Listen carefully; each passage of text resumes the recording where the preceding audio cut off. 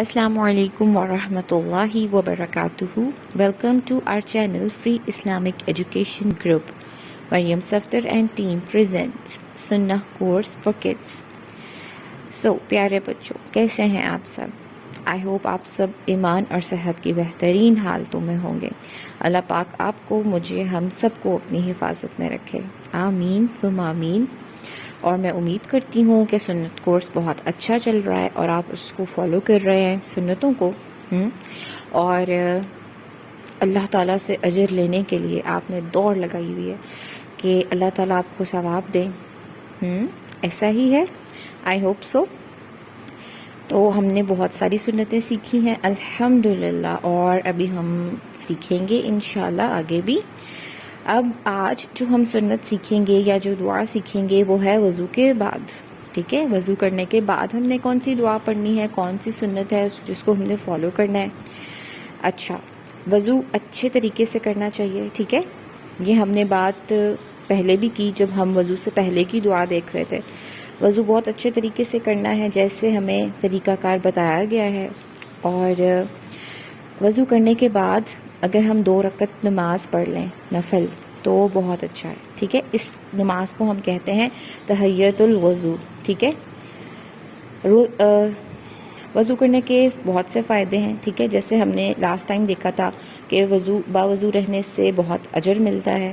اور قیامت کے دن، ٹھیک ہے، ڈے آف ججمنٹ پر کیا ہوگا کہ ہمارے وضو کے جو اعضاء ہوں گے وہ چمکیں گے.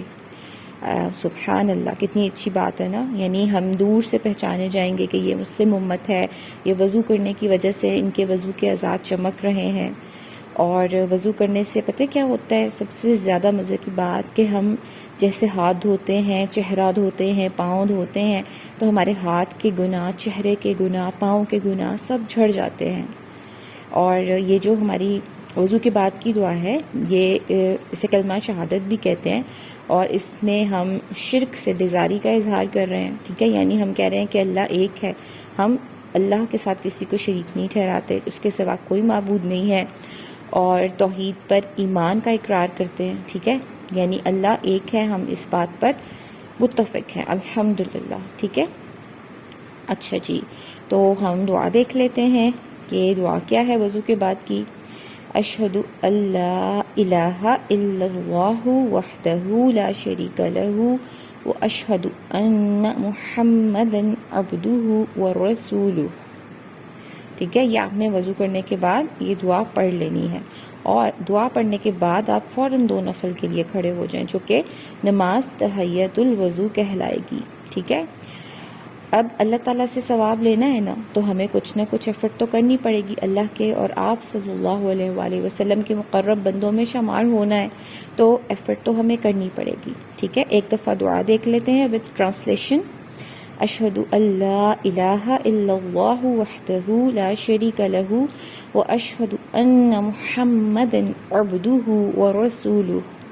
میں گواہی دیتا ہوں اللہ کے سوا کوئی معبود نہیں، وہ اکیلا ہے، اس کا کوئی شریک نہیں. اور میں گواہی دیتا ہوں کہ محمد صلی اللہ علیہ وآلہ وسلم اللہ کے بندے اور رسول ہیں.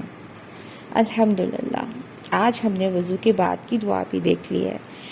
اب آپ نے وضو سے پہلے کی دعا بھی یاد رکھنی ہے، وضو سے پہلے بھی دعا پڑھنی ہے، پھر اچھے سے وضو کرنا ہے، پھر وضو کے بعد کی دعا پڑھ کے 2 نفل نماز وضو کے پڑھنے ہیں.